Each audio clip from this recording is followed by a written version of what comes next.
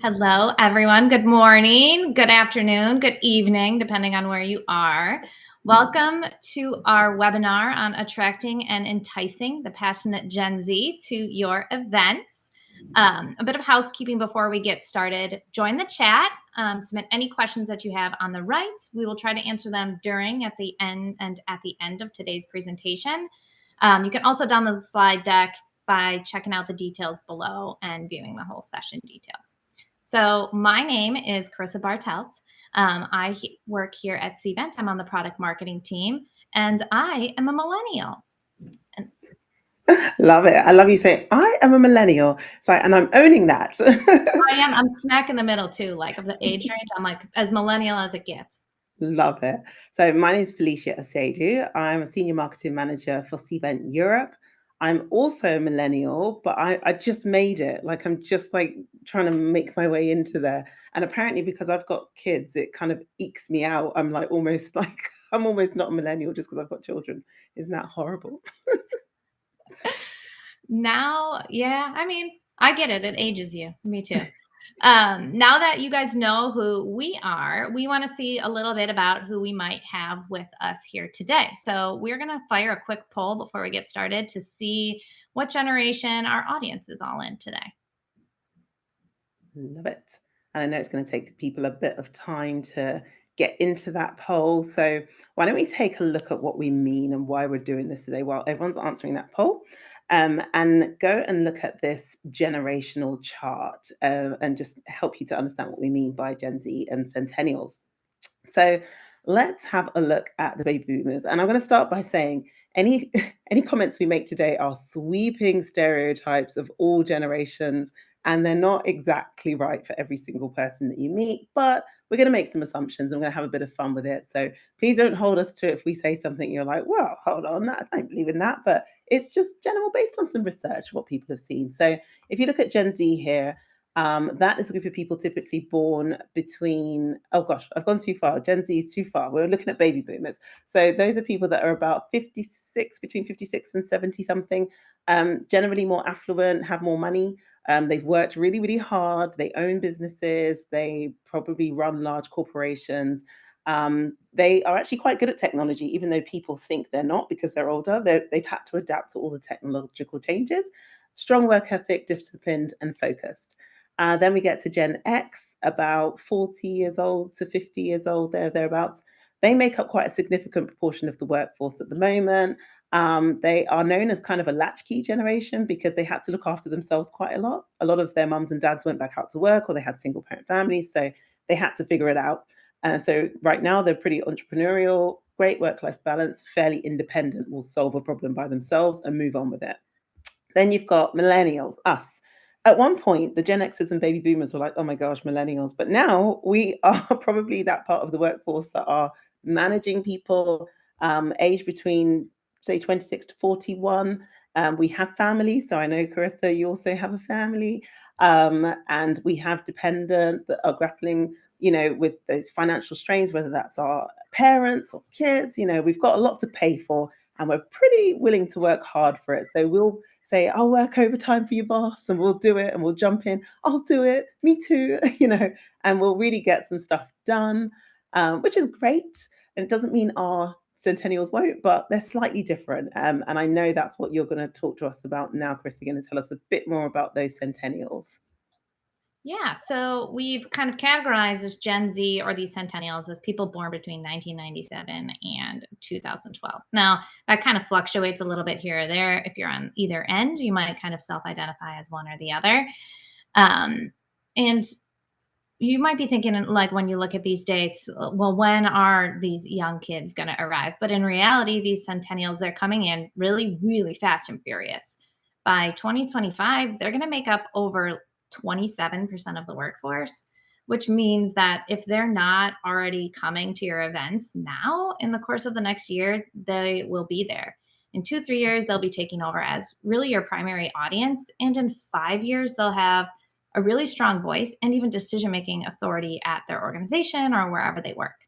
So, you, as event planners, marketers, have the opportunity to set that foundation for their passion and build their loyalty, really starting right now. that can not only benefit you today and right now, but continue to benefit you as they take over the workforce, making them really great advocates and loyal event attendees. So, today we're going to kind of talk about a lot of things.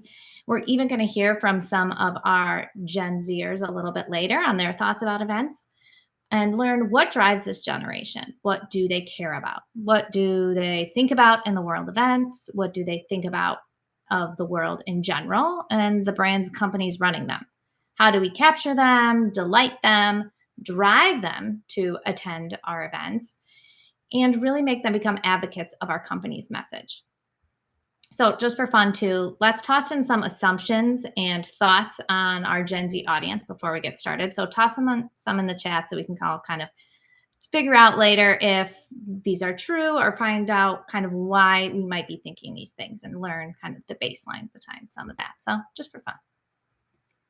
Yeah, that would be great. And I know you're going to get into like some of these assumptions, but I'm looking at these poll results. Super interesting that on today's webinar, we have 22% baby boomers, 32% Gen X, 45% millennials, and 1% Gen Z. So the 1%, they're coming, but they're not quite here yet. But I love the fact that 45% are millennials because it speaks to what we were just sort of saying about that, who's making up the workforce here. Mhm. So very interesting. And thank you. Nice to have you. Thanks for answering the poll. We've got some good ones coming out in the chat too. They only want things digitally. They're not interested in stuff. A lot of things about being obsessed with social media. So we're going to dig into some of that as well. All right. So let's start by breaking down really 5 key drivers and personality traits of Gen Z, really laying out the foundation to understand that new audience. Hopefully, this will bring to light the undertones of what they care about and how they make decisions.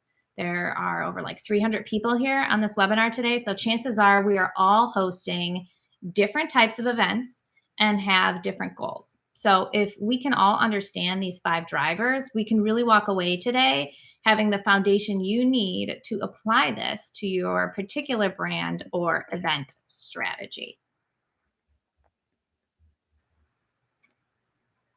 So these are going to be our kind of baseline 5 drivers. This is what we're going to talk about today in the first half of our presentation. And then we'll get to the fun stuff and hear some applicable ways you can put this to your events and hear from some Gen Zs themselves. So the first thing that you need to know about Gen Z is their quest for truth. They want to give purpose and bring bigger issues to light. This is really the first generation born in that digital age where they have information, any information they could possibly want available to them 24/7. With this endless access to information comes too much information, sometimes incorrect information. So Gen Z is really adamant about finding the truth. Gen Z wants to engage or interact with brands beyond their storefront. 76% say that social media enables them to interact directly with brands and companies, and 78% use social media as their primary way to learn about new brands because it's an open forum for customers, prospects, and really the entire world to give feedback and engage, as opposed to the carefully curated copy written by your marketing teams. So not only are they searching for truth, but they're also really ready to act on it. Gen Z are ready to support causes that they are passionate about, and it's something that they're very proud of. They have been constantly surrounded by very loud and very active social movements. I'm sure if you take a few minutes, you can think of some that have been in the news the past few years. Centennials, they consider themselves more open-minded and accepting than any other generation. And they support these social movements like Black Lives Matters, transgender rights, and feminism. So this is really the environment that Gen Z is familiar with. This culture and attitude of we need to and have a responsibility to do something is really key for Gen Z. So when it comes to business, they're really unlikely to buy and engage with brands because it helps them become a part of this clique or jump on some sort of bandwagon.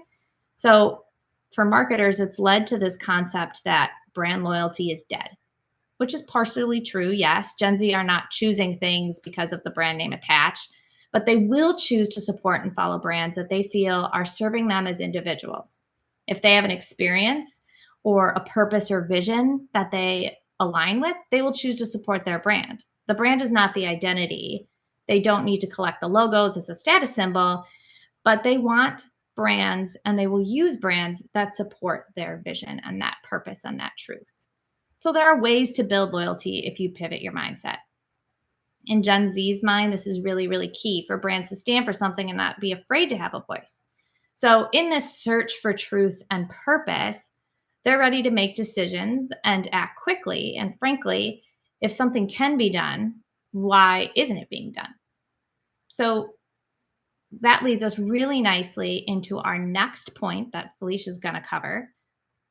Absolutely. And with that, I mean, listening to what you're saying, it makes me think that we need to hear what they're saying, because if they're the ones that are searching for that truth and searching for the purpose in amongst events, in amongst the brands, in amongst politicians, then that means that, we should hear what they have to say. And that's great because they're quite outspoken. So, so it's good because they are willing to share that. They're willing to, utilize the tools they have around them to share that purpose and what they believe in with others.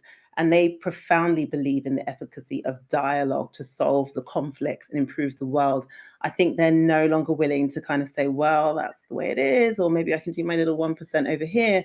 They are shouting about it. If you think about the Greta Thunbergs of the world, left school, did a sit-in, will, make that protest. And I think, we've seen things like that before back in the 60s, and but it kind of lost its way a little bit over time. We were much more willing to just accept it. But now, with the rise of the internet and the social media tools they have available, they're very much working towards establishing their personal brand of what they believe in. And this is who I am, and this is what I think, and everyone should know that. They're also very willing to share their food because when they go to restaurants, like, it's one eating. But it's a lot of, it can seem like a lot of noise, but we really have to do a good job of listening to what's being said.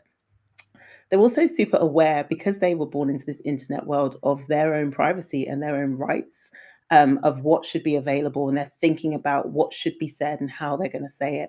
And they're very willing to cancel people when they think that that is the wrong thing, that someone has stepped out of what should be and what is the right thing to do. It can be hard, I think, for brands and people to take that kind of cancel culture. And you hear lots of words being thrown out there, like, wokeness, and I don't like that, by the way, because woke had its whole own meaning before people started taking it and using it to attack the Centennials. But I think it's really about us digging deeper into that and saying, well, what is it we're supposed to be woken up to? And should we be really listening to that? So that mix of the outspokenness and the quest for truth makes Gen Z a very key player when it comes to our events. And it makes them a really strong voice when it comes to our organization's brand. Because if they love you, gosh, they'll tell you, and they'll tell the rest of the world, man, you should go this way. These people are doing the right thing. They are the brand to follow. They are the event to go to, and you have to be there. They'll do half of your marketing job for you. And that's really where you want them to be, on your side as an advocate. However, like I said, if they have a problem, they'll also tell you, and they'll probably get up and leave.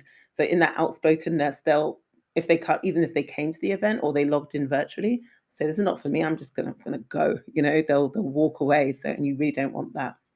So even though they've got the newest voice in the market, and the newest voice in the business world, you just have to make sure that you're open to listening to them and hearing them.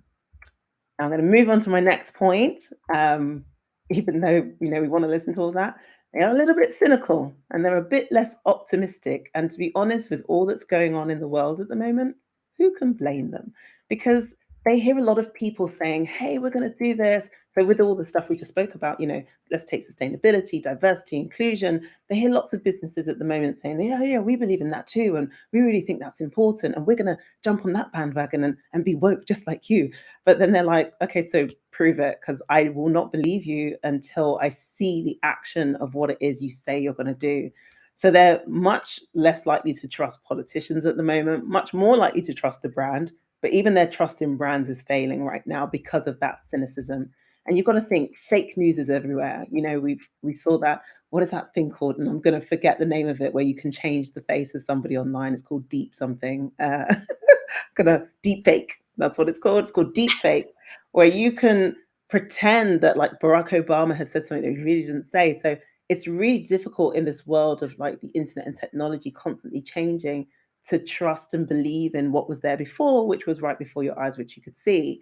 So that is, adding to the cynicism that's coming through of this new generation that had like, mobile phones born in their hands when they came out of the womb practically. They're like, what do I believe in? And at the same time, if you look at the millennial generation like us, we were all told if you work really, really hard, you can be whatever you want to be and you can achieve what you want. Whereas now, I think for the centennials coming through, they're kind of looking at us going, but you worked really, really hard and you're not quite getting where you want to be. And there's still gender pay gaps and there's still inequality. So, what is it you're telling me I need to kind of work towards and for? And they're coming out with, student loans all over the place and money's going up but yet they still want their avocado, so it's quite a challenge if you think about it, and it's making it really difficult because they're like, I will work really hard but still can't afford a home, for example, and then you've got all of the generations before that expect that of them and say, but hold on, you really should be doing this. And that can be a real dichotomy of things to consider of like, I should work hard, but if I work hard, I'm still not going to get where I need to be. So that does affect mental health if you think about it. There's so much going on in the world. We have to look after the well-being of a younger generation that are just disenfranchised, quite frankly. And the world that they've lived in has never really felt that safe. It sounds very doom and gloom, but it's giving you that perspective of when you're then talking to this generation, how do you have to sound? What provisions do you need to provide in your events to look after them? And make sure that what they're saying actually is good for all of us. It's not just, okay, fair enough, we'll take care of you, but we'll look after everybody's mental health in an event. So I think it's a really important point to think of that cynicism and say, well, what does that mean? And I know that the Havas Group did a report, Havas Meaningful Brands. Their report was actually called Entering the Age of Cynicism. And they uncovered that 71% of consumers had little faith in that brands would deliver on their promises. Now, if you think about that, that's again not just the younger generation, that's across the board. 71% of people saying, I just don't believe you, I don't trust you, prove it. 73% of consumers say that brands must act now for the good of society, and 70% expect brands to understand their unique needs and expectations. So I remember some years ago we were talking about personalization, personalizing for your audience, personalizing for a generation. We have to really think about the impact that all of this is having on the events that we run, where they fit in with people's day-to-day lives, and how we're going to overcome some of that cynicism and lack of trust within our events. So mine was the doom and gloom, but I'm going to hand back over for a bit more of that entrepreneurial spirit. I mean, Gen Z's got a lot going on, right? I mean, they are confused. They don't know what's true. They want to have that voice, but there's just so much negative things going on around them. So it really is amazing that they have this other trait, which is our next key trait that we're going to talk about, which is driven and entrepreneurial. So it's very similar to us as millennials. Members of Gen Z are also considered and looked at as kind of this side hustle generation. They grew up watching startups and living in like Shark Tank world, where you can just take about any idea to market and find a way to make it profitable. So people are sometimes though unfairly critical of Gen Zers. There's this stigma out there that they are lazy, especially when we see call for workers everywhere out there. Where are all the young workers? Where is Gen Z? But a lot of this is because Gen Z is finding creative alternative ways to earn money. So, really, the opposite is true. They're just hustling for themselves. Lots of them have been earning significant money online through a variety of different channels, product placements, fashion advice, blogs, trending TikTok videos. If you want to put this into a different perspective, let's look at driver's tests in the United States. According to one transportation report, more than 40% of Gen Z do not have a driver's license, and even more say they just don't drive at all. Now, it's not really because they're lazy and don't want to learn how to drive. It's just because they found other ways to get around with Uber and Lyft and growing public transportation in some cities. They think, well, it's expensive to own a car and I don't need a car. And I don't really care about the car as a status symbol as some of the other older generations. So it just doesn't resonate with them. It's all what fits into their personal needs in the moment, as opposed to the status quo and what they're supposed to be doing. It's really wild to think about. There's a Nielsen study that was done recently that said 58% of Gen Zers want to own their own business one day, and 14% already do, which is just crazy. When you think about some of these other points and personality traits about this cynicism and distrust, right? They really want to do something that's meaningful for them and productive for them. So it really makes sense. This idea of drive and entrepreneurship fits right in with their persona. Felicia's going to take the next one, which is another good one for Gen Z. I am indeed. So there was a comment in the chat, and I think this might speak nicely to the comment, but I will bring it round to a positive point. So I'm just going to tell you what the comment was.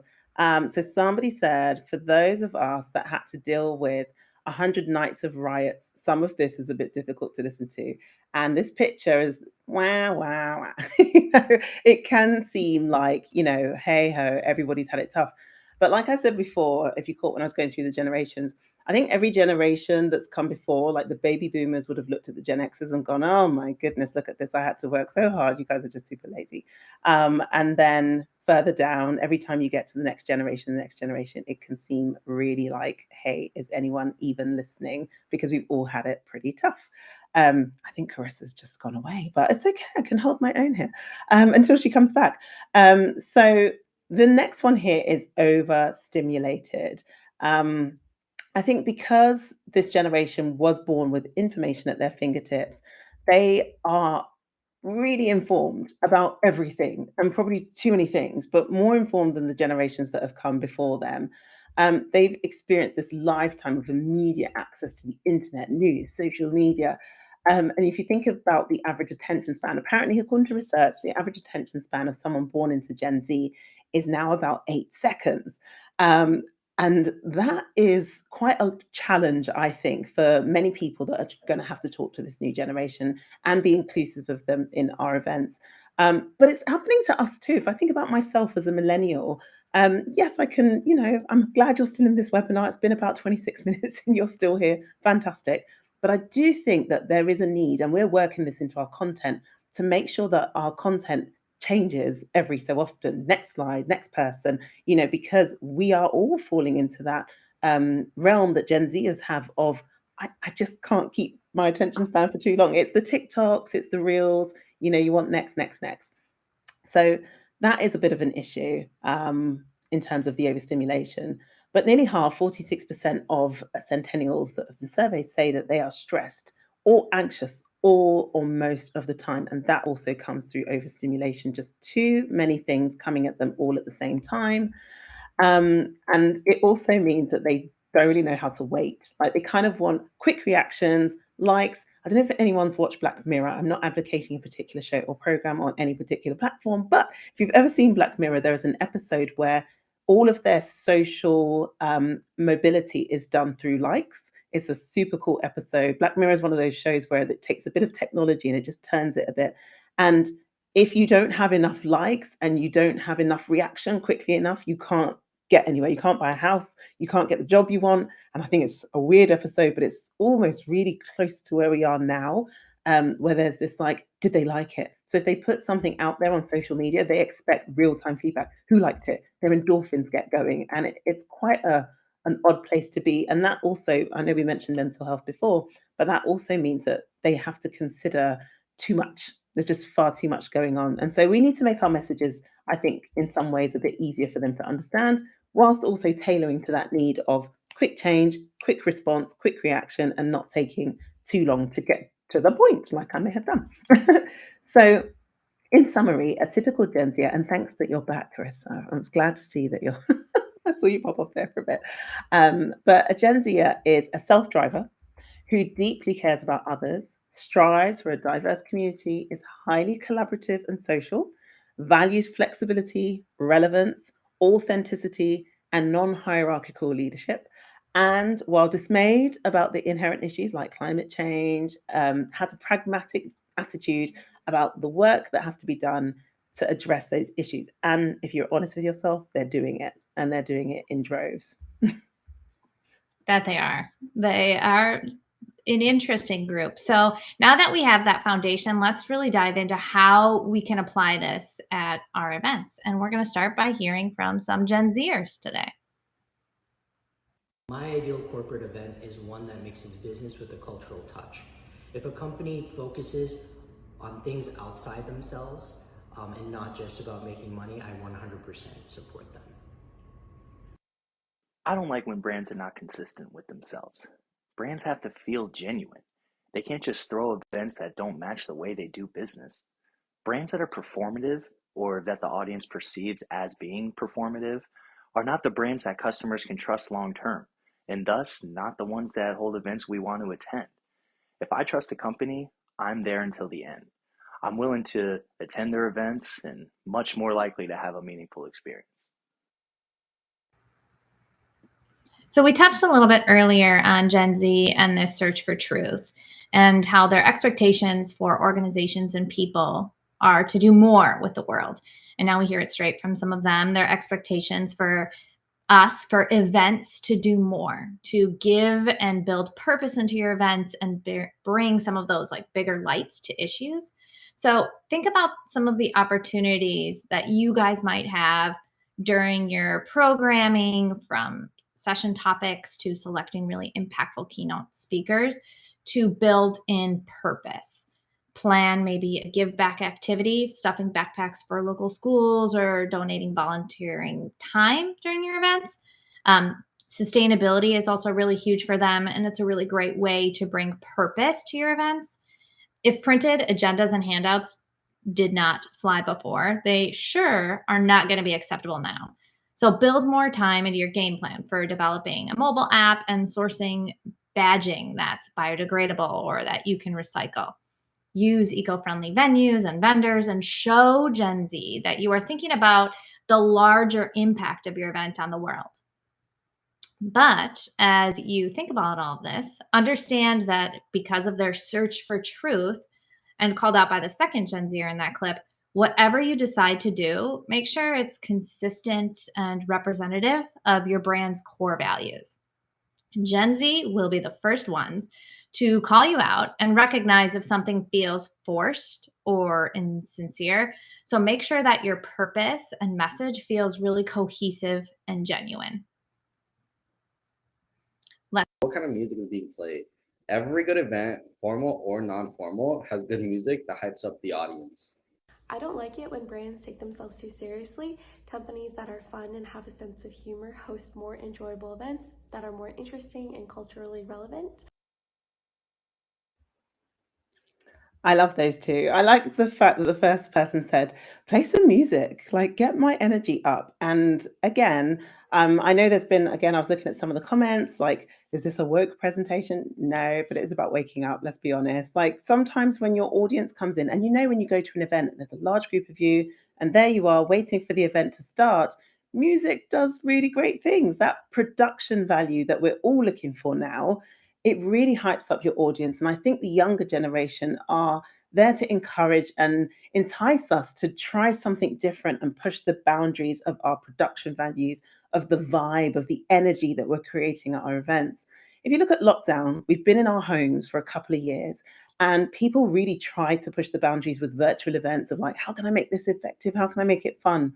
I like to stay authentic. I don't think that virtual events always can bring that vibe that you're looking for. But when you go to an in-person event, upping that production value and making sure that you bring the fun, bring the energy to your content, making sure you've got vibrant speakers, making sure that the content doesn't linger too long on a single slide, and we're death by PowerPoint. We can't do that anymore. We've changed, we've moved, we've all moved. And I think something that the Gen Zers and Centennials are telling us is that, give yourself a reason to come out to that event. Give your audience a reason to come out to that event. They have taken their time to put their real clothes on and get to that event in person. So you're going to have to make it worth their while. And I also love that second clip of like, making sure if it doesn't feel genuine, it's not really going to work out. So it's got to come from a real place. You can't just have break dancers for no reason, even though I did hire break dancers at our last event. But scratch that. Let's look at our next video. I would say it is still incredibly important to maintain honesty and authenticity about the event and holistically what my experience would be. And that's because many people in my generation very much so value honesty, especially if you were to get a position as a brand advocate and you have that platform to be honest. So again, we spoke earlier about making it personal, and that's going to come through with honesty and authenticity. That's the only way that you're going to connect with people and get that honesty to really shine through. People want to feel seen and feel heard. They want to feel valued, and they want to feel empowered. And you can help to do that and give them ways to have a voice. I think one of the pieces of advice I could genuinely give you, I run a speaker bureau outside of Cvent. It's my side hustle. I'm Gen Zing here. And I often hear people say, I want experts, I want people at the top of their game to come onto speaker panels and give us their absolute expertise.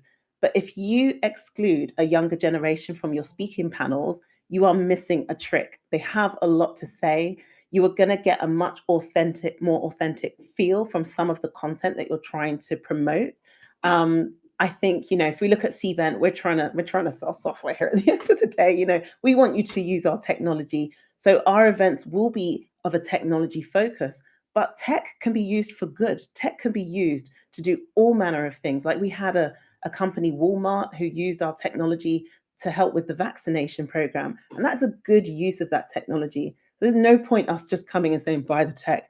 Why don't we showcase how tech can be used for good? And you can do that in your organization, whatever it is you're selling, whatever member groups you run.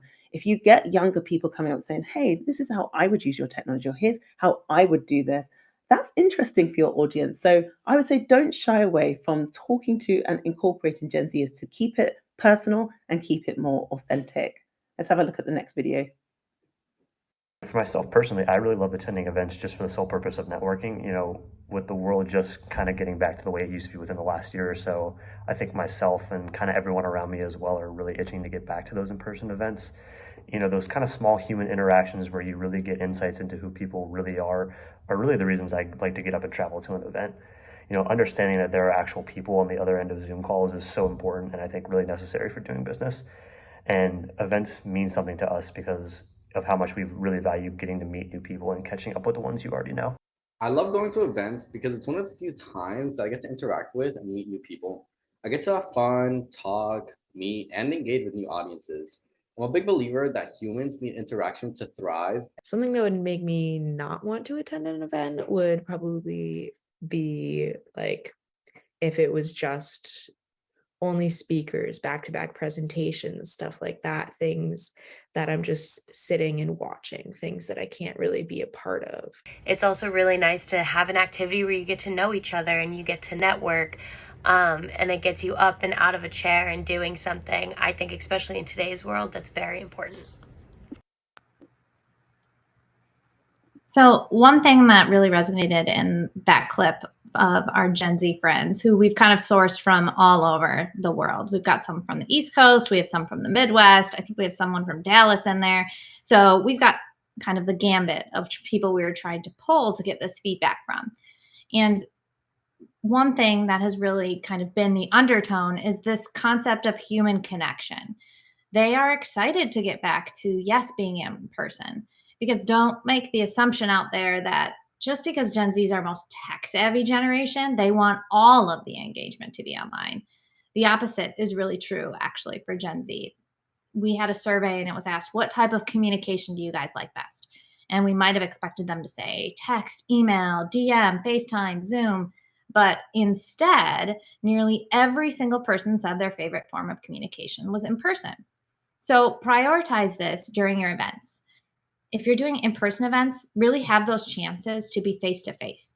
And if you are doing virtual or hybrid, focus on ways that you can make your online events a little bit more engaging and empower those one-on-one discussions and breakouts.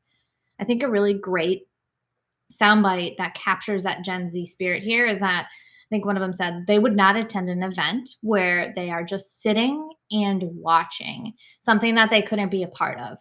So rethink the way that you host your breakouts and sessions. Stay away from anything too like lecture style. Felicia used the term death by PowerPoint earlier, which I 100% agree with. Make sure your events are kind of like a learning building community exercise and it's interactive. Focus on how to make Q&A easy for them. Give them chances to potentially lead discussions and impact your content. Find ways to give them that voice and fill that outspoken bucket that we talked about earlier, especially when we think about this concept of the side hustle and the entrepreneurial side to Gen Z. Help them elevate. Focus on networking because they'll want to make those connections not only for whatever role they're in right now, but also in their life and wherever that will take them. Gen Z understand the value of their network, so help them build that and give them that human connection they crave. I'm more willing to attend a company event that is not only able to provide me with information, but also is able to enrich my experience with entertainment and liveliness. And I'm also more willing to share this experience and information about this company with my friends and family. Work-life balance is something that's incredibly important to me. It's something that I really do emphasize in my everyday life. And so when I'm considering going to a conference, I know that I'm going to be working a lot more than I would be in my normal 9 to 5. I'm going to be putting in hours after, probably before, during lunch. And so I want to make sure that I'm attending an event that's really going to give back and enrich me in a personal way as well. I want to make sure that the events are going to be fun. The after hours, I'm going to be able to see the city. I'm going to be able to experience a little bit of the culture there and get to know people that I'm with and really give back again on more than just a professional level. There are a few things that I would say would make me not want to attend an event. One of those being there not being any activities. I think something that would make me want to attend a corporate or professional event would probably be like fun activities or good food, maybe. So this generation really cares a lot about that work-life balance, entertainment, culture. I think a handful of them mentioned food in their videos, both in ones that we've seen here and as we kind of sorted through them. So it's always good to note the importance of your F&B orders. According to the World Economic Forum, about half of them report that they would quit their job if it interfered with their work-life balance. And you heard it from one in the clip. They really see their day job as this 9 to 5. They don't have the same glorified overtime outlook that some of our other generations do. Employers tap into this as well internally, offering 4-day work weeks, work from home, and work from anywhere flexibility. So when you plan events and choose dates or ask for commitments from your Gen Z attendees, make sure that you keep that in mind. We know that they value taking time for face-to-face connection, but they want that flexibility and balance to do a little bit more than business and fill their individual cup as well. When you think about this in the lens of events, make sure you build that time for them. Make time for experiences and thinking beyond core programming and sessions. Keep your hours reasonable. Focus on what you're offering during evening hours. Are you currently offering anything, or is there an opportunity there? Really embrace the concept of leisure, which is one of my favorite words in your events. Mixing business and leisure experiences to make Gen Z excited to attend. Maybe lean into the destination of your event, from the food to location of anything you do offsite. Offer sightseeing tours. Get them outside the expo center walls. We all feel, every other generation, we feel that sign that I was there and I didn't leave. I was at a conference and I left my hotel room just to walk to the expo center and I walked back. So those types of things are things that would make a difference to them, that would draw them to your event as opposed to somebody else's. Creating experience and entertainment opportunities will pay off. One of the things that a Gen Zer said in the video was that they would be more likely to share that experience, obviously, because we know they're outspoken. So and as marketers, event planners, we know how valuable the word of mouth can be. So making sure to consider leisure and flexibility in your events will make them advocates of your brand, company, or product. They're loyal, so they will remember that and carry it with them. Love it. Yeah. I think we should get to some of our questions just and comments just because I can see them coming in and I'm like, ooh, ooh, ooh. That's good. Let's go. Excellent. So I saw an interesting comment that says, will you speak to events that are internal and not just external, where it's more focused on brand promotion, but rather events designed to inform, educate, and inspire those that are part of your brand? I can definitely get started on that one because I found it really interesting. I used to look after internal communications in one of my old employments. I guess at the time, though, I was probably the youngest generation in that organization. And I would make stuff for me, to be honest. And I think one of the things that was useful for me at that time and is going to be even more useful for this new generation is just treating your internal employees like they're external. And that means giving them different places that they can go for different pieces of information or even the same information. If you think about that 360-degree marketing that we try and do, we take one message and we push it out through different channels all around because we're like, I need to get you wherever you are. You need to do a similar thing internally. So if you use Slack and email and your internal intranet and this and that, you're gonna have to start getting used to pushing that message out through all the channels that you have internally. It might seem like a pain, but what that means is where you didn't catch someone in one place, you caught them somewhere else. And what you can do is you can change your content style depending on the platform. So a video like this, like I discovered about a year ago, that Slack does this thing where you can record a video in Slack. So sometimes I'll send someone a 2-minute video saying, hey, I think I need you to work on this. This is the data, da da da da, go here, done. My video is sent. And it might seem like, what, we're making videos now for communication, but that's how we all consume things. Like you love a video. So I think you should be willing and open to do that. What do you think, Carissa? I agree. I think, when you approach internal events, especially because it's a bigger mission of your overall culture, don't see them as this like start and end time, right? And be very aware that although we have the tendency to over rehearse and we want to be polished, speak to them like you would in any other meeting, right? Because they're going to call you out. They're going to see that. They're going to be like, hey, look, I'm just as much of an employee here as you are. Like we're all in this together. So don't overproduce your words and be very genuine, especially because they just work there just like you do. Exactly. What else do we got going on here in the Next Q&A? question. I can see one that's just come in on. I'll read it out and maybe you'll take it. So, question on clothing of Gen Z, also Gen X. When being sold to t-shirts, baseball hats, turn me off. Okay. Oh, that's interesting. Please explain how Gen Z views the old concepts of a dress for success. Oh, that's so interesting. Carissa, what do you think? That's a good one, especially as you like flip it on its head. Like, well, I am a different generation, so I have this perception of them when they show up with their baseball hats, right? And poor Gen Z, they have now grown up and they're entering the professional world in this time of like, hey, my first couple of years I've been working from home. So I haven't had this professional dress code, right, ingrained in me.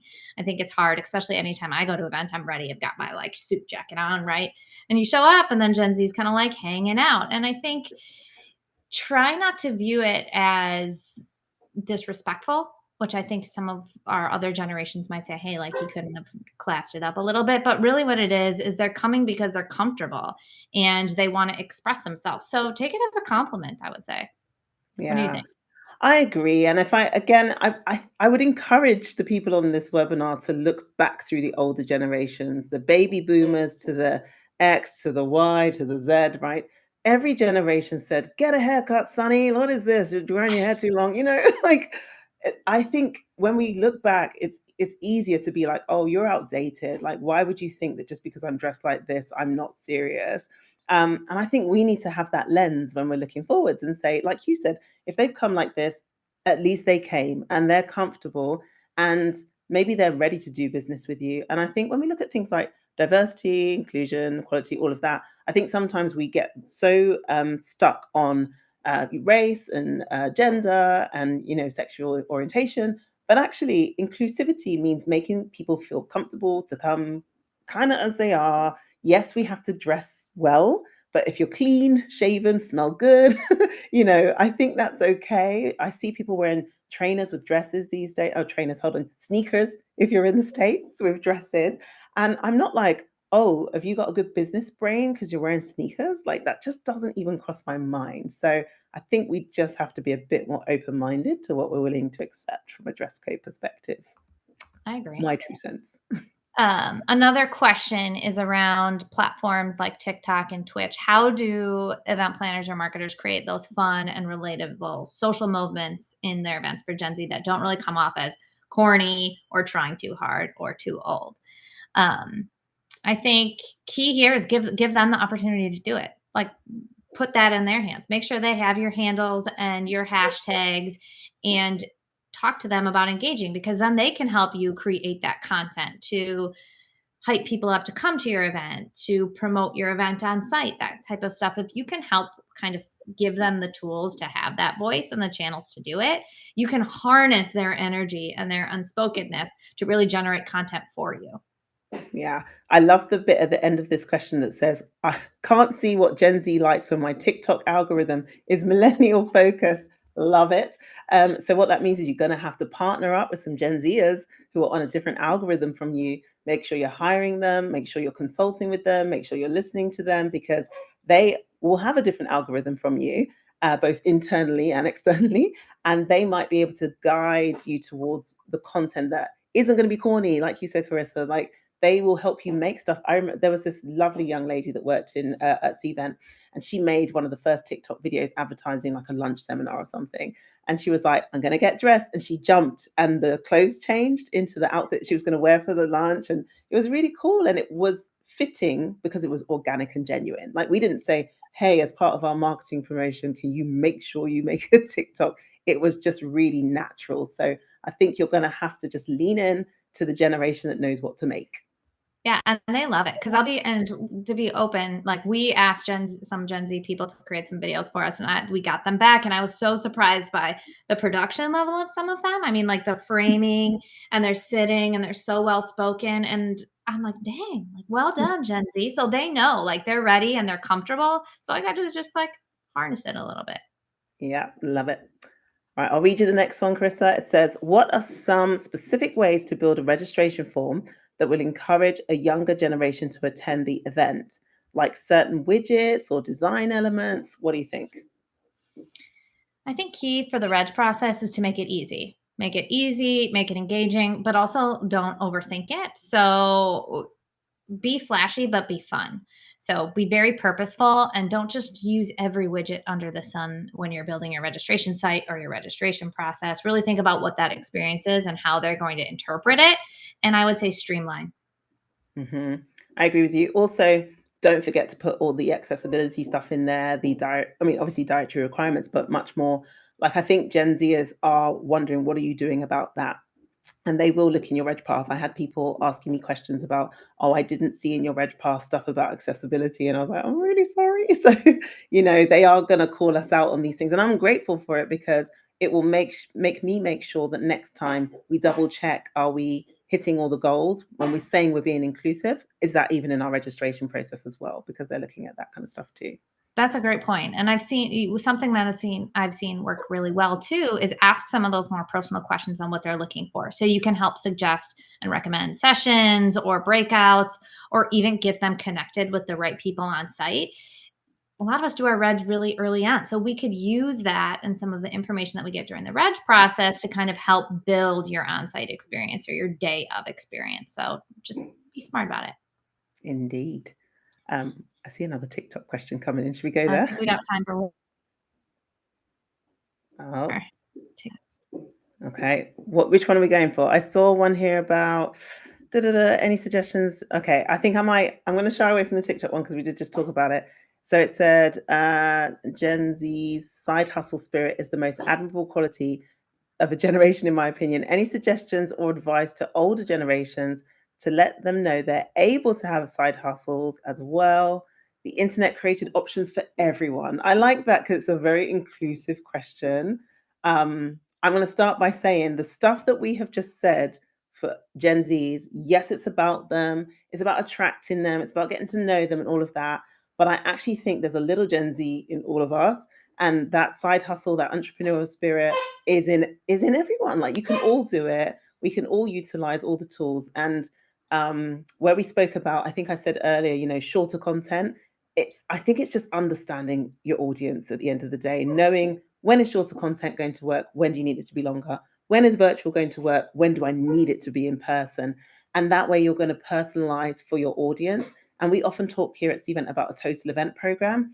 I would say building that all-encompassing options for everyone is going to come through understanding your total event program and building your program to suit all your audiences with the right event formats. I like that. We're just gonna keep going because we got some good questions in here, and Oh, I'm good. feeling wild today. We've got one slightly off topic, but what about event swag? What is the most popular, sought after, used by Gen Z?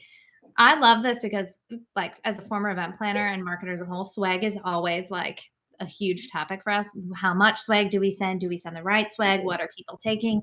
And I think for Gen Z, if you don't have something purposeful to send, don't send it. Don't have pens laying around just to have pens laying around. Don't just fill your booth or your event space with stuff just to have stuff, because in reality, they don't want it. They'll take it. It'll be in their hotel room and it'll end up on the ground. And that's not something you want for your brand. And that's not something that would resonate with them either when we think about sustainability and being smart and reducing waste. So I would say find swag items that fit your brand, but be very aware that don't just over swag to have swag. I couldn't agree with you more. I was going to say exactly that on the sustainability front. So thank you. Yeah. And since you're being wild and reckless, I'm going to go back to that TikTok question, because Okay. someone said, "Hi, Felicia and Caressa. Thank you for hosting. Thank you for coming." They said, "I was wondering if you could talk about the impact that Gen Z's presence on TikTok will have on the professional workspace and event space." That's quite a question. Maybe that's why I tried to dodge it earlier. But I think if I was going to answer that question really honestly, I actually don't think that it's their presence on TikTok that has the immediate impact. It's just that sometimes people use TikTok when there's something they really need to get out there, get going. It's TikTok firstly started off as like, dance, share funny dance moves. We're all going to learn the dance moves. And I think sometimes when we think about TikTok, we think of it like that. But I found out from a Gen Zer that she uses TikTok to express herself. She uses it to express her emotions. And I was like, what? She said, if I feel a certain way, I will send a TikTok to express how I feel about that. It's like, you've got the time to go to TikTok and figure out which TikTok represents your emotions. So I just don't see it having, I mean, maybe I'm too old to see it, but I don't see it having an overwhelming impact on your business like that. But I see it as a tool. I see it as something that can be utilized by that generation in order to promote you and what you're doing, or to express how they feel about you. So they might put you, your brand, maybe it's an internal event, whatever you've advertised, take that TikTok and go, this is how I feel about this thing. And then it helps them to communicate. So it's a whole new world, whole new language, I tell you. I've got another one that kind of plays nice laugh at, so I'm curious to see how you feel about it. Here's a question. How do you make everybody feel comfortable when the younger generations do act more informal? So like silly names in a Zoom session, and the and the older generations kind of have that more. I'm not going to get on TikTok and talk about my thoughts and feelings on things, right? I'm not going to do that in the chat or openly in breakouts and stuff. So how do you kind of help and make sure that now all generations still feel comfortable with this outspokenness of Gen Z? Yeah, I think it's a challenge because we're all just different people at the end of the day. Like, if I give a real example, not silly names, but I'm gonna really push the boat here. I'm wondering how many people are still here and how many people have dropped off. Pronouns. So pronouns is a big point of conversation. A lot of people say we should all have our pronouns on every single thing ever, ever, ever. And I know why we'd say that, because people like to identify as they want to identify. So that's why we would encourage the use of pronouns. But I also say some people do not want to be identified. Some people want to stay, hidden almost. And maybe they haven't got to that point where they have said, okay, I know and I'm comfortable saying and I want to share and I'll put my pronouns. So we have to make a space for for people that are not ready to do that, whilst we make a space for people that are ready to do that. So I'm hoping that through your technology, your use of technology, and through your use of different channels, we can make it clear that, you know what, when we're in these spaces, this is what we're hoping, and this is what we want you to be. And maybe you can say, when we're in these spaces, this is what we're hoping, and make that communication clear of what we would like. It still doesn't mean people are going to conform. I don't necessarily always have my pronouns out, but if I want to, I will. If I don't want to, I won't. And so I think it's about choice, and then feeling comfortable with the choices that people are going to make.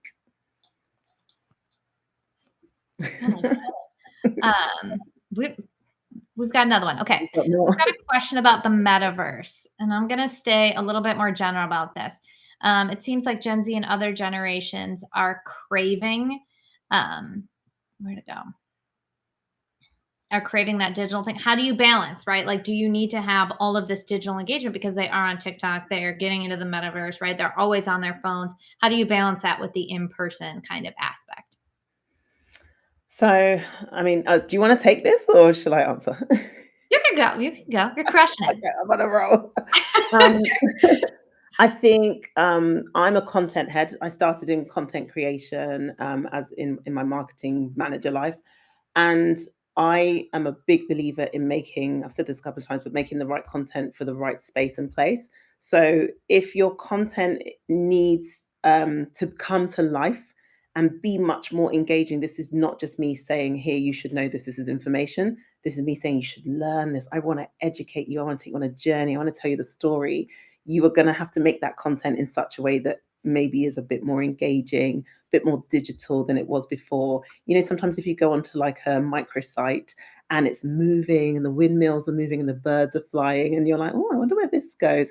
It's because someone's trying to tell you a story. It's not a library. They're not just sharing information like you should know this, but they want you to, really come in.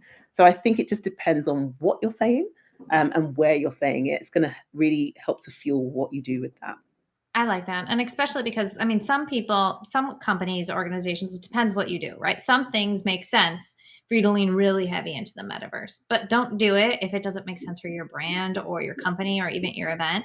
But as far as the like digital in-person mix, I think Gen Z is so familiar with technology that you need to just have some of the basics out there so they can be surrounded by it. I would say their expectations, even on site for like in-person events, right? If they are feeling kind of like they want to go back to the room for a little bit and take a break, make sure that you have some sort of virtual component there so that they can check it out, right? Because they want that flexibility and freedom to connect kind of however they're feeling at the moment, which is makes it a challenge, but also kind of fun then for you to exercise your creative side there. Yeah, I agree. And last thing I'd say on the metaverse is like anyone who doesn't fully understand the metaverse, I think we all don't fully understand it, but just note it's not something that you use. It's not a virtual event like that. Like it's not just like this thing that you're sharing information. The metaverse is for real people to come in and connect with each other. So it's actually much more about networking than it is about sort of content sharing. So really the metaverse, you're going to have to really think about who do I want people to meet with in that space and are they able to do that? So I'd leave it alone for now, to be honest, because it's quite complex. Yeah. Right. Should we take our last one? I can see someone saying, would event emails even attract them? Should we start sending videos on what to expect and how to prepare for an event? Yes, you should. I have nothing else to say. Yes, you should. Like, obviously, you can start with an email. Emails are still actually one of the most highly performing pieces of communication that any business can send, right? And any organization. We all read our emails. But if you really want me to understand what you're trying to say and engage me or a younger generation, I mean, I'm old. I'm a millennial now, so I don't know why I'm talking about myself.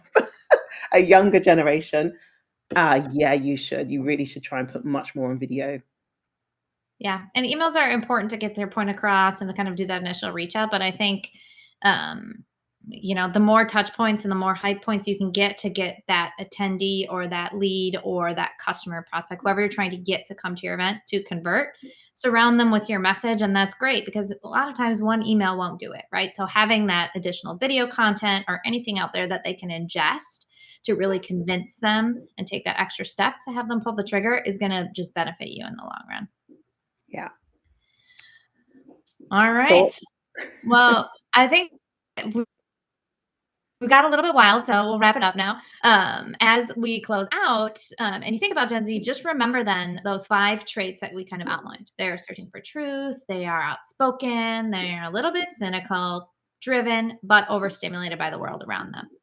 So to help attract and motivate this audience, you can build in purpose, create a brand experience, focus on personalization, human connection, and have some fun and flexibility in your events.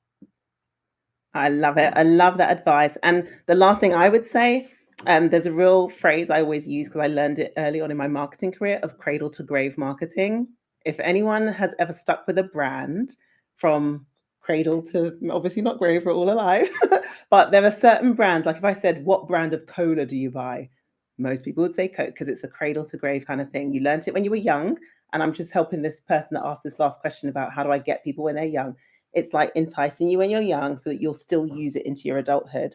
I'm not going to lie, Gen Z are not really doing that anymore. So all the things that you just said, Carissa, all of those top tips, you're going to have to get really good at them if you want to maintain that trust from youth into their adulthood and beyond. Very good. Thanks, guys, for joining us today. We've always got more webinars going on. We have a couple coming up that I think will be really great. You guys are a vocal crew, so I think maybe the Ask Cvent Anything event challenges and beyond part 3 would be awesome for you. It's been a session that we've hosted a couple times. We always have such a great time. And then we have one coming up too about sales kickoffs. So if you're interested in internal events, you're part of the sales team, you're helping throw that is also a really great one. I'm also going to plug Cvent Connect shamelessly because I'm so excited. We just launched registration. So if you want to come see us, Felicia and I probably next July, we have Connect, which is our conference for planners, for event marketers, and it is a great time. So check that out.